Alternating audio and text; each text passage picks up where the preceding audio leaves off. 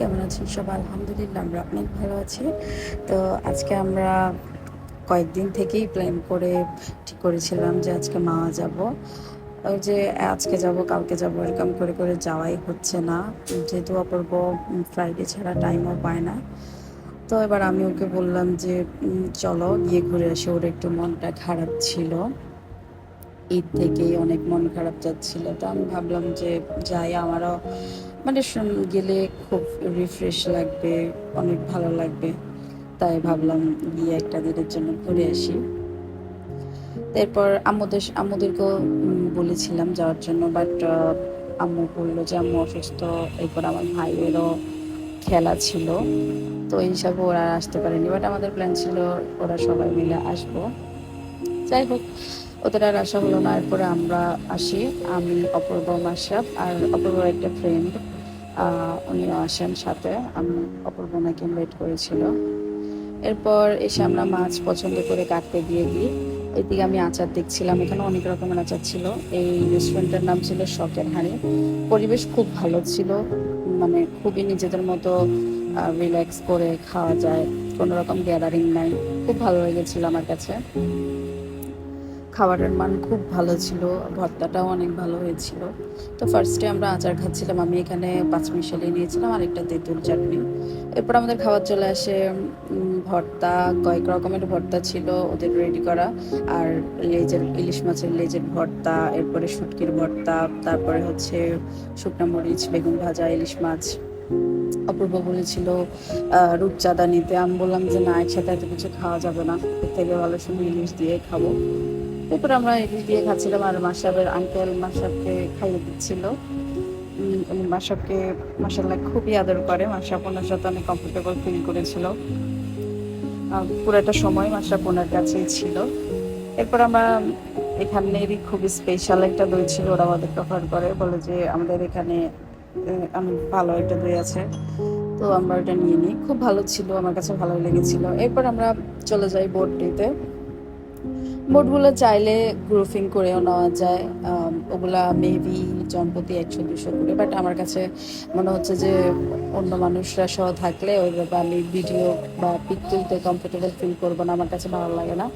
তাই আমরা পার্সোনালি আমরা একটা বোট রিজার্ভ করে ফেলি ঘন্টা হিসাবে। তো আমরা অনেকটা সময় ঘুরেছিলাম পদ্মা ব্রিজের নিচে, পদ্মা সেতুর নিচে দিয়ে ওই অনেক দূরে একটা জায়গায় গিয়েছিলাম, ওইটাকে মেবি চর বলে। তো চরের কাছে গিয়ে ওইখানে পিক তুলেছিলাম। আবার পদ্মা সেতুর নিচে দিয়ে ঘুরে আবার আমাদের যে জায়গা থেকে আমরা উঠেছিলাম ঘাট, মাওয়া ঘাট, ওইখানে আবার এসে নেমে যায়। খুবই ভালো লেগেছিল, ওয়েদারটাও খুব ভালো ছিল। অত বেশি মানে গরম ছিল না, আবার বৃষ্টিও ছিল না, মানে খুব ভালো একটা ওয়েদার ছিল। ভালোই লেগেছিল, অনেকক্ষণ ঘুরতে পেরেছিলাম। আমরা তো অনেক আগেই গিয়েছিলাম, সকাল সকালই। তো মানে বিকালের দিকে গেলে অনেক বেশি লেট হয়ে যায়, এজন্য আমরা একটু আগে গিয়েছিলাম, খাওয়া দাওয়া করি। এরপরে আমরা বোটে উঠি, অলমোস্ট তখন দুপুরে ছিল যখন আমরা বোটে উঠি। বাট খুব ভালো লেগেছিল। ওরা বলছিল যে বিকেলের দিকে অনেক বেশি ভিড় হয়, এতটা ফ্রিলি ঘোরাও যায় না, ছবি তোলা যায় না। এই টাইমটাই খুব বেটার হয়েছে আমাদের জন্য। যাক, আলহামদুলিল্লাহ অনেকদিন পর মনটা খুব ভালো লেগেছিল। এটা কিন্তু জুন মাসে আমরা ঘুরতে গিয়েছিলাম। মোটামুটি আমার বার্থডেতে আমি চেয়েছিলাম একটু রিফ্রেশিং কিছু। তো আমার হাজব্যান্ড বললো যে চলো তোমাকে মাওয়া ঘুরাই আনি, এটা তোমার বার্থডে গিফট, মানে এরকমভাবে একটা মজা করছিল। তো আমরা গিয়েছিলাম এটা জুন মাসে, মেবি 19-20 তারিখের দিকে গিয়েছিলাম। তো ভিডিও এডিট করতে করতে অনেক বেশি টাইম লেগে গিয়েছে। এরপর মাসাবের পাপা তার ড্রেস চেঞ্জ করে দিচ্ছিল, ওর ড্রেসটা ভিজিয়ে ফেলেছিল, তাই ড্রেসটা চেঞ্জ করে দিচ্ছিল। আমি এদিকে চা খাচ্ছিলাম। আমরা দুজনেই আমরা তিনজনেই চা নিয়েছিলাম। তো আমরা বসে বসে চা খাচ্ছিলাম, পিক তুলছিলাম, ভিডিও করছিলাম। এরপরে হচ্ছে আমি এখানে একটা ছোটোখাটো মানে কয়েকটা দোকানের স্টল ছিল, মাটির জিনিস, তারপরে মোটামুটি কসমেটিক্স আইটেম, এরপরে ঘর সাজানোর জিনিসপত্রই বেশি ছিল, মাটির জিনিস সব থেকে বেশি ছিল। তো মাশরাফের আঙ্কেল মাশরাফকে একটা মাটির ব্যাংকও গিফট করে। মাসাব এখন ওইটাতে টাকাও জমাচ্ছে। অনেক রকমের চুড়ি ছিল, আমার মনে হয়েছিল কিনবো, পরে আবার ভাবলাম যে ধুর ভালো লাগে না, এখান থেকে কেন নিবো, এগুলো তো ইউনিক কিছুই না, ইউনিক হলে নেওয়া যেত। এগুলো মানে আমাদের বাসা যে এখানে ওইখানেও পাওয়া যায়, এমনি নর্মাল মার্কেটেও পাওয়া যায়, তাই আমি আর নিই নাই। এরপরে ঘর সাজানোর জিনিসগুলো দেখছিলাম, এগুলো সবগুলোই আমাদের ওই দিকেই পাওয়া যায়, এখান থেকে আর এত কষ্ট করে নেওয়ার কোনো দরকার নাই। এগুলো নিতে অনেক হ্যাজেল, এর মধ্যে যদি ভেঙে যায় সেটা আরও বেশি কষ্ট লাগে। এরপর আমরা ঘোরাফেরা করি, একটু কিছু শপিং করি মাসাবের জন্য খেলনা, তারপরে দেখি এখানে স্মোকি স্মোকি চিপসের মতো এগুলা।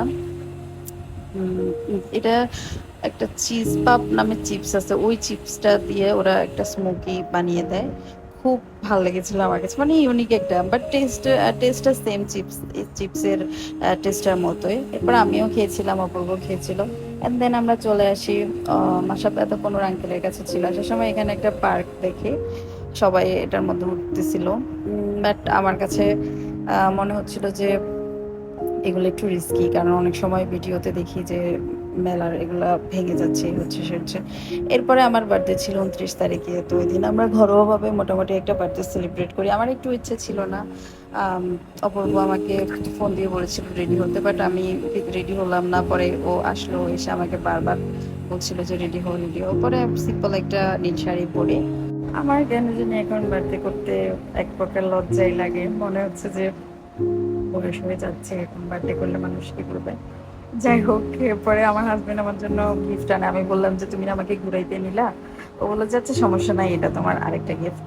তো আমার জন্য নূপুর নিয়ে আসে, পায়ের আংটি নিয়ে আসে। আমি আসলে নূপুর খুব একটা পছন্দ করি না, আর আমার এখন নাইও নূপুর। আমি বিয়ের আগে পরেছিলাম, আম্মু আম্মু কিনে দিয়েছিল, সেটা একবারে ছোটবেলায়, মানে বড় হওয়ার পর আমি কখনো আর নূপুর টুপুর এগুলোর প্রতি আমার ইন্টারেস্ট নাই। আমার হাজবেন্ডও কখনো ইন্টারেস্টটা দেখায় নাই। তো এবার ওর মনে হচ্ছিল যে আমাকে একজোড়া নূপুর কিনে দিক, এটা আমার কালেকশনে থাকবে জুয়েলারি হিসেবে। তো দিলেও, একদিন পরেছিলাম, পরে আবার খুলে ফেলেছি। সো পুরো ভিডিওটি দেখার জন্য অনেক থ্যাঙ্কস, আল্লাহ হাফেজ।